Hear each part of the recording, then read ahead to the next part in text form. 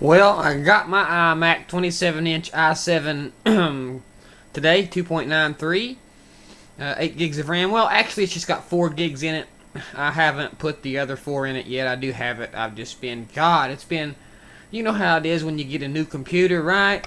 I mean, it's, you spend all day long transferring software and getting things back up to date and getting all your logins back together and installing software that you've needed. But as you can see, I'm using this little ZI6 camera, so it ain't really got a super wide frame here. So it's hard for me to get all this box because it's so big. If you can see the bed, how big it is on the guest bed here, or you know, whoever wants to sleep in it when they come stay. Compared, you know, as you can see, it's not a very big little room. We got stuff back here in the back just to house all of our techno geek stuff, and if somebody comes to stay the night, they can sleep back in here. But as you can see here, I can't hardly get it all. There's the 27-inch. Now, okay, to the left of the 27-inch display is the iMac. Okay, to the left of the iMac is that 24-inch Dell. Now, the 24-inch Dell is just 3 inches smaller than the 27-inch iMac. 24 to 27 is 3 inches, right? 3 inches difference. So I want you to look how much bigger that 27-inch is over that 24. And you think, well, it's just 3 inches bigger. It's not that big a deal. Look at that. It's huge. Now imagine this. This is a 27-inch display. Imagine a 30. People say, oh man, it's almost like a 30-inch display. Well, I'm sorry, guys. It is huge, and it's super nice, but it's no 30. There is a 3-inch difference between a 27-inch display and a 30-inch display. Just like there's a 3-inch difference between that 24-inch display and that 27 there. So, see how much bigger that 27 is than that little black 24 to the left?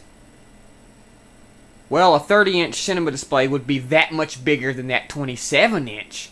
3 inches is a lot, you know? If that 27 is that much bigger than the 24, imagine how much bigger a 30 will be than a 27. Holy smokes, you know?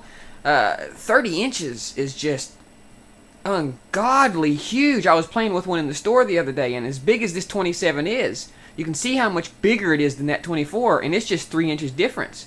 So imagine adding 3 more inches to that 27, how much bigger a 30 would be.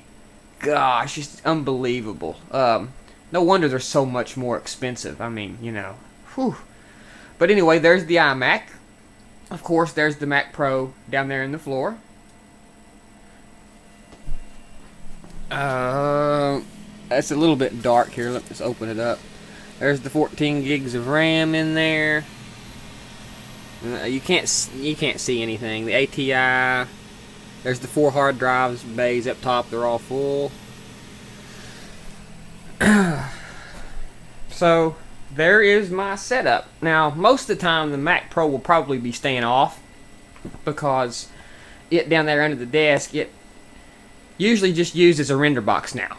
You know, or I'll stick a DVD in it or watch a movie or something while I'm working on the iMac. But for the most part, I'm going to remove the 24-inch from the Mac Pro and just have my little 20-inch Apple Cinema display hooked up to the Mac Pro because I'm just going to use the Mac Pro for rendering and stuff. So I'll put the 24-inch Dell as a external extended display on my iMac here. So that's about all I've got left to do. And I love this little keyboard, man. I can almost take that son of a bitch to the bathroom with me and it'll pick up. And I love the Mighty Mouse. Listen at me. The Magic Mouse. I really do love it. And yes, it does lack a middle click. And that's the only thing I miss because expose spaces, I do all that with keyboard commands and hot corners and stuff anyway. Always have. I've never used my buttons for that. I've used my buttons for Spotlight, you know, and I do miss that. I miss my middle click, but man, I love the feel of that mouse. So there's the 27-inch i7. And let's cut this off here and go look at some benchmarks. Later. Well, now we're here at the desktop, and I wanted to show you guys a couple of benchmarks that I've laid down. As I said, right now I've just got the 4 gigs of RAM in it because I'm been too lazy to stuff the other 4 gigs in it because I've just been so busy with updating my software. I haven't even installed Final Cut Studio yet. I still got that to do. I'm going to tackle that tomorrow evening. And then all that gets done, I'll stuff my extra 4 gigs of RAM in there. I got the other 4 gigs for $100 or $90-some off OWC. So, about this Mac, as you can see, 2.8 Intel Core i7, and with the iStat menus, you can see we're showing 8 cores. Of course, with the 8 core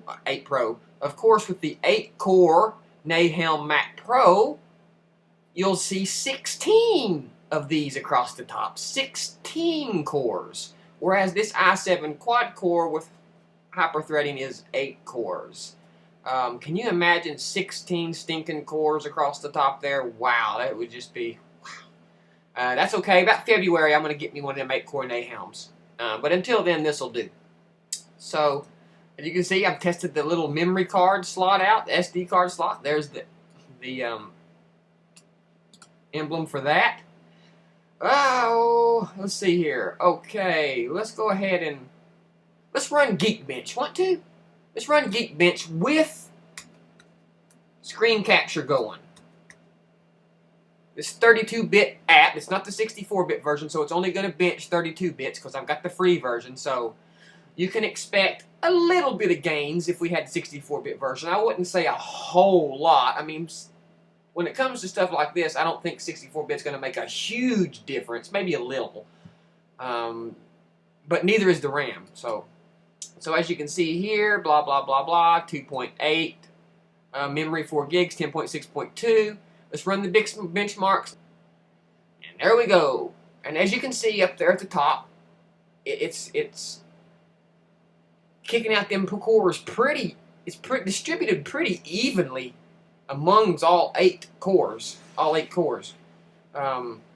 or 8 virtual cores, you know. So there it goes. It's almost done.